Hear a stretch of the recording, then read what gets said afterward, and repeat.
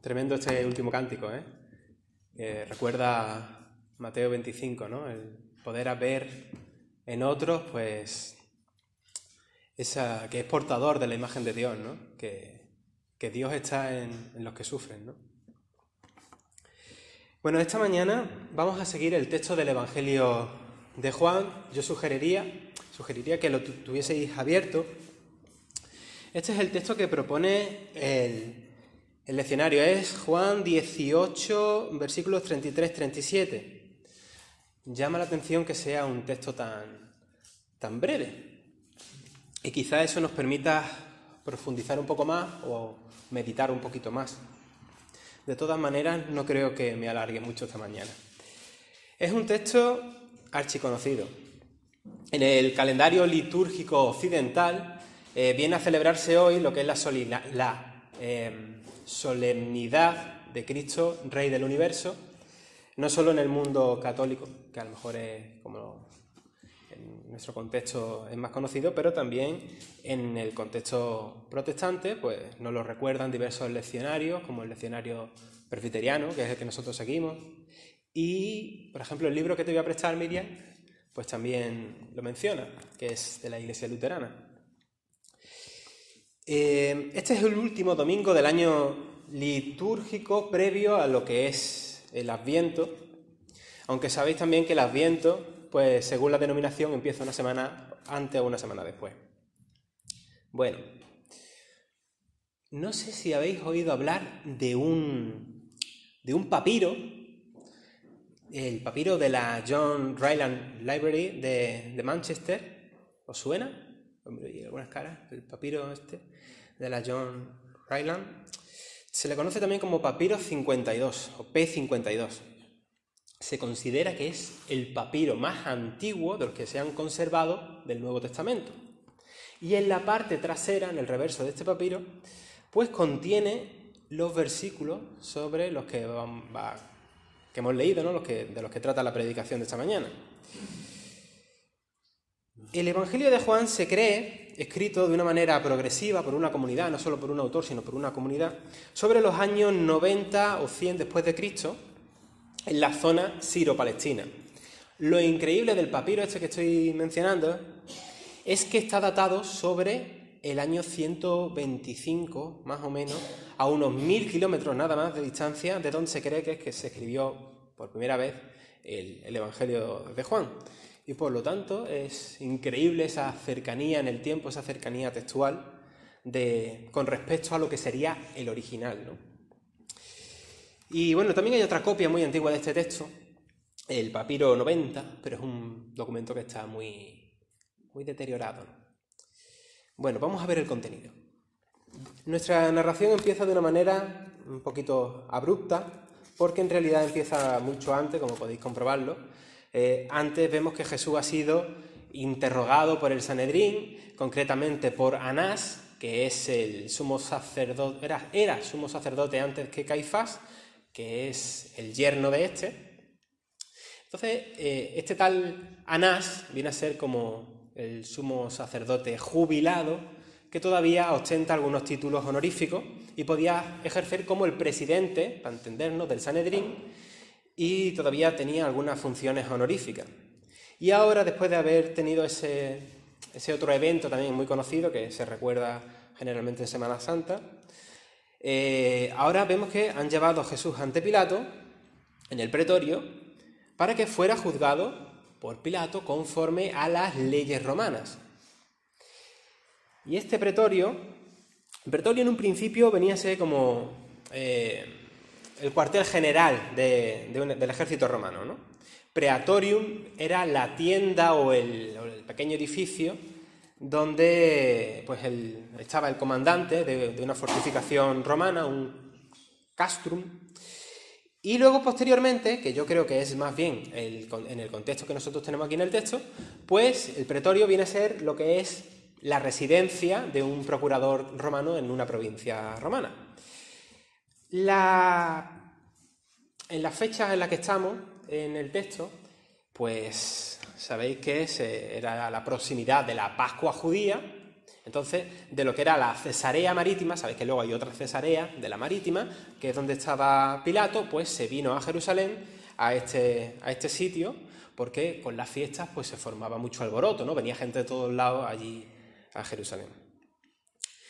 Y aquí el pretorio pues donde los judíos habían traído a Jesús para que fuera juzgado, pero la primera reacción que tenemos de Pilato es que les dice: juzgadle vosotros, ¿no? Es decir, esas acusaciones con lo que vosotros me estáis presentando a este hombre, eso son cosas de judíos, eso no va conmigo, no sé qué pinta este hombre aquí.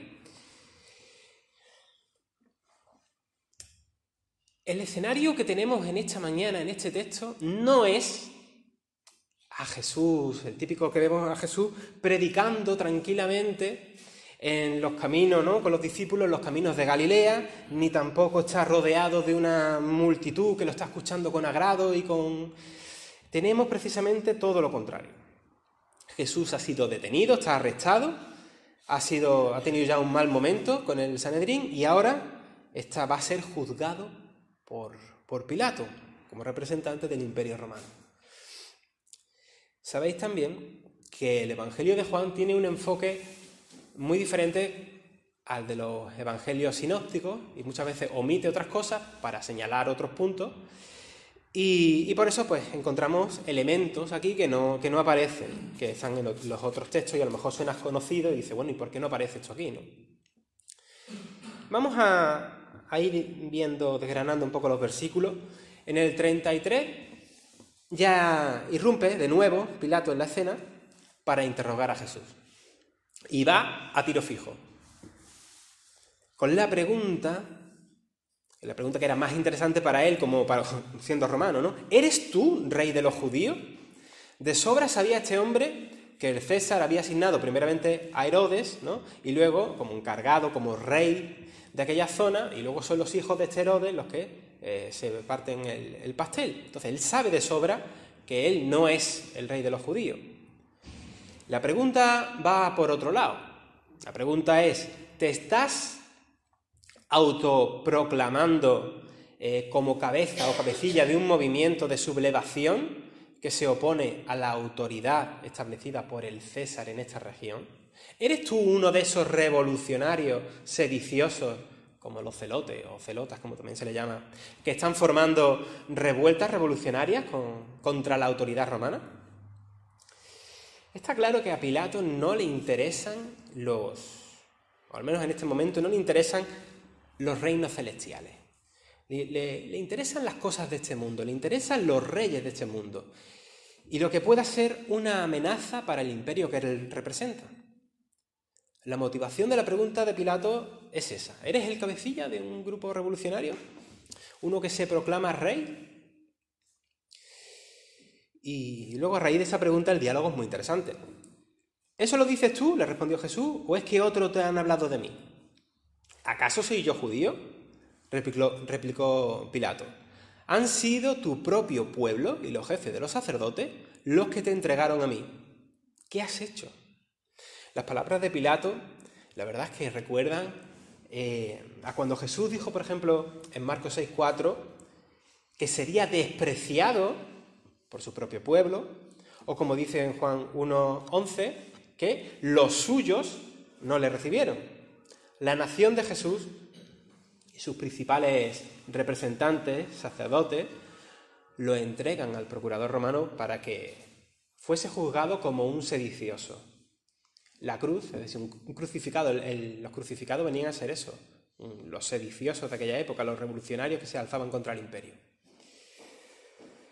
Cualquiera que se diga rey de los judíos usurpa un título otorgado únicamente por el emperador y por tanto se interpone entre Roma y el gobierno, en este caso el gobierno de Judea.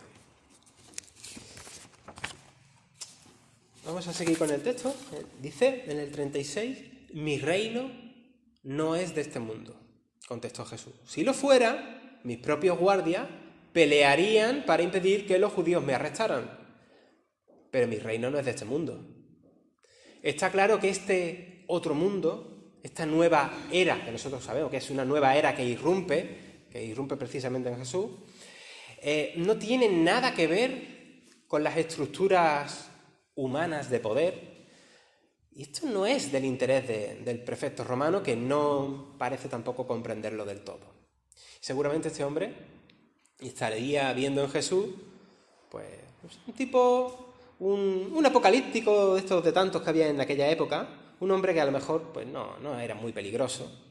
Bueno, apocalípticos había de todos los colores. Había apocalípticos que sí, efectivamente, eran bastante revolucionarios y eran de los que pinchaban a que luego los celotes o otros grupos pues fueran ahí a hacer o campaña política contra los romanos o alzarse en armas directamente. Pero Jesús está hablando de unas cosas que les resultan un poco abstractas, ¿no? Y que ni siquiera les llega a interesar. A nosotros sí nos interesa la aclaración de Jesús de que su reino no es de este mundo.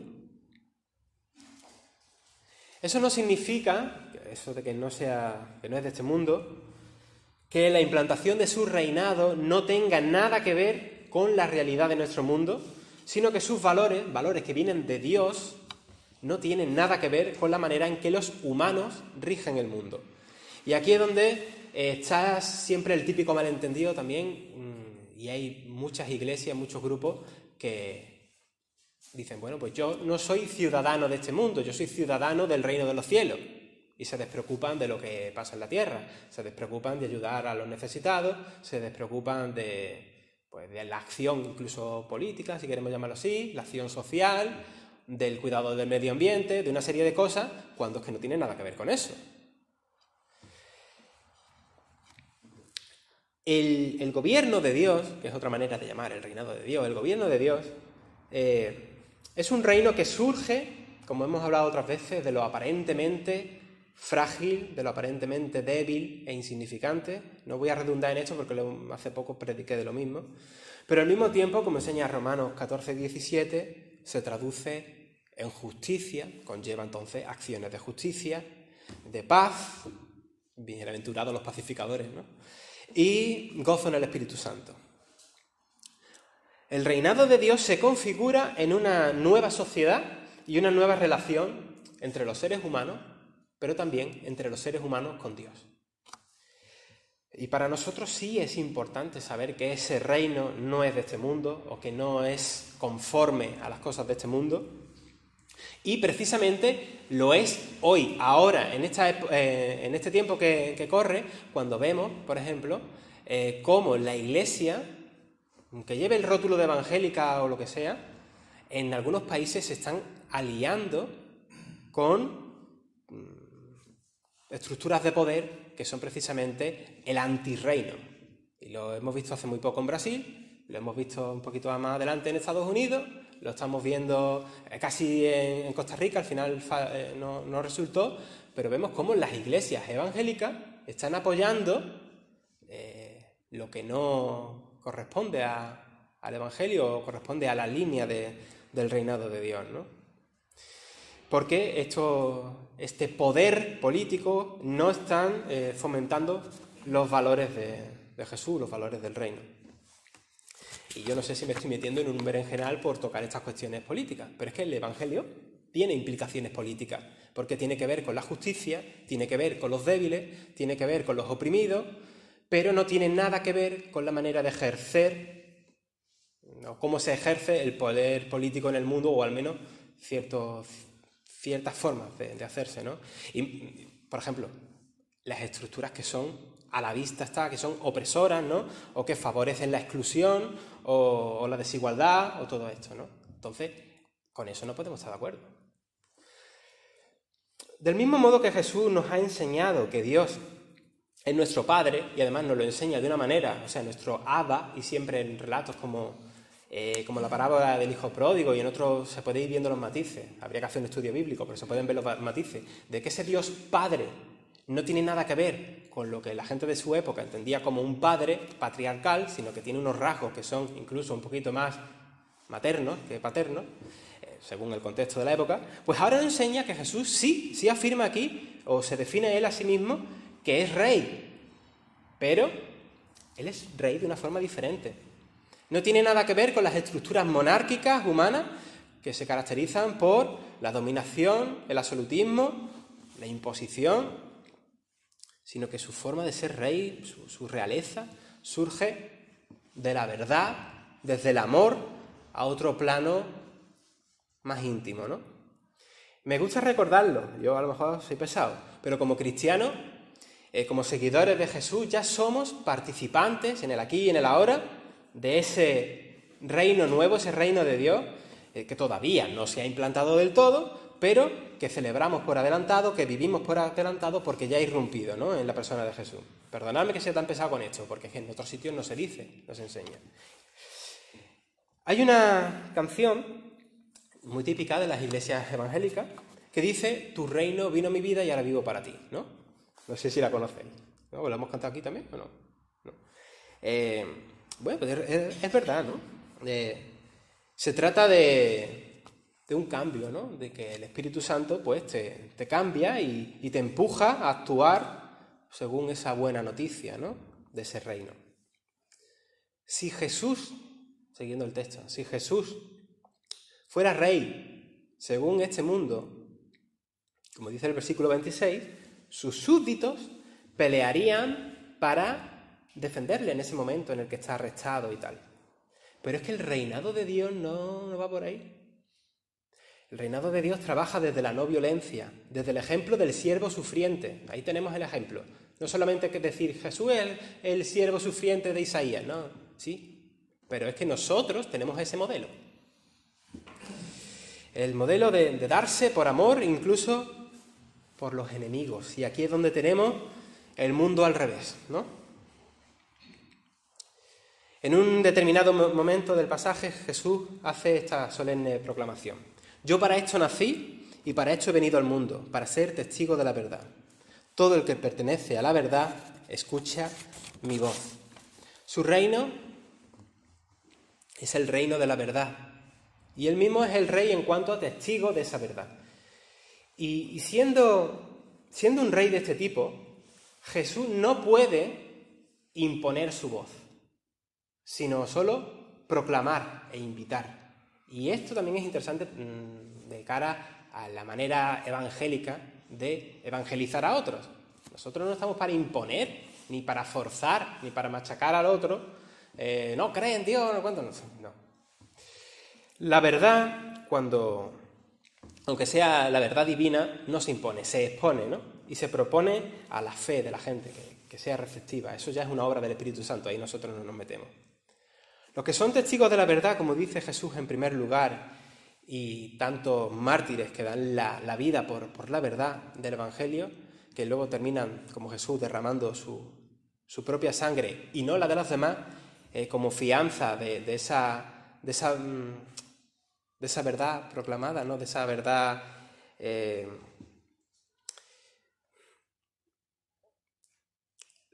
anunciada. Bueno, lo que quiero decir es que esta afirmación de Jesús viene a dar testimonio de esa verdad. Es un rasgo básico de lo que es la forma en la que él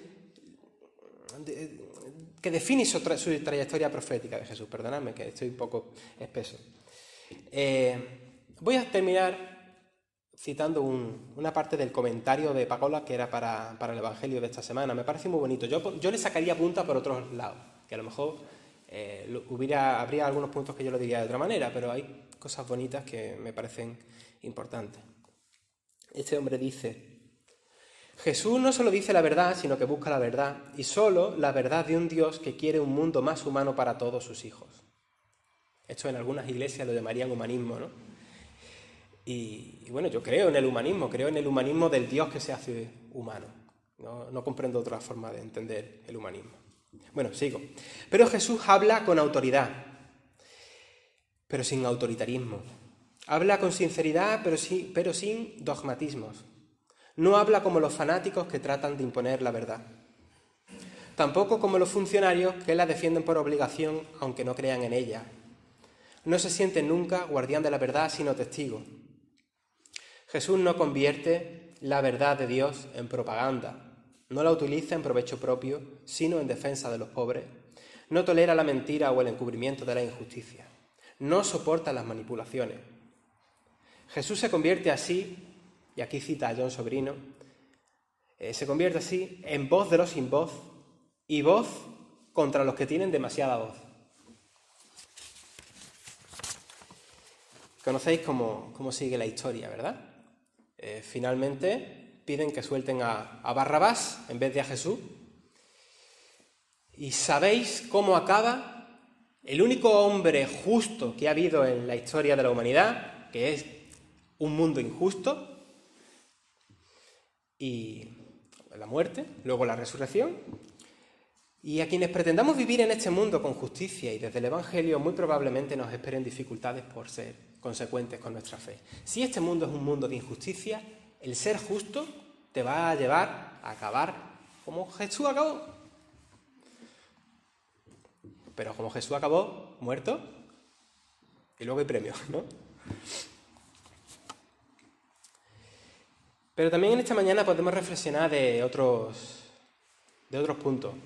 Hemos hablado de este caso, de cómo la religión, incluso la evangélica, que a lo mejor puede ser lo que nos duela más, el cristianismo en general, siempre has pasado la historia, ¿no?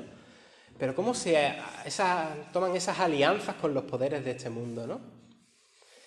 Nos corresponde discernir cómo se comportan esas autoridades en este mundo respecto a sus súbditos, ¿no? Es decir, nosotros estamos llamados a comprometernos con la política, cada uno votará al partido que tal, pero tenemos que discernir, ¿no? Estamos llamados a discernir. Pero también nos corresponde mirarnos a nosotros mismos y ver cómo nos comportamos con las personas que tenemos, o bien a nuestro cargo, o bien con cierta cercanía, ya sea en la familia, ya sea en el trabajo, ¿no? Si eres empresario y tienes gente debajo, o en el contexto que sea.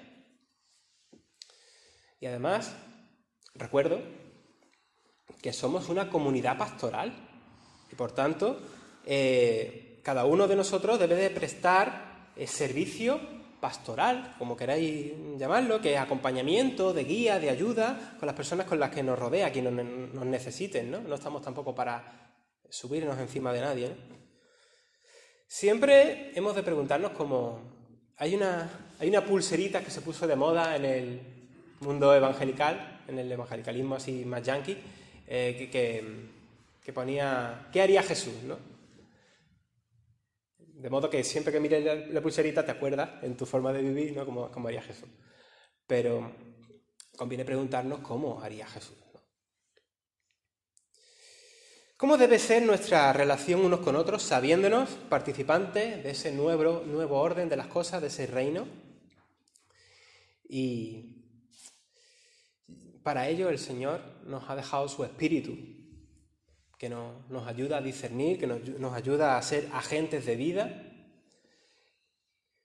agentes de justicia, agentes de paz, agentes de transmitir el gozo del Espíritu.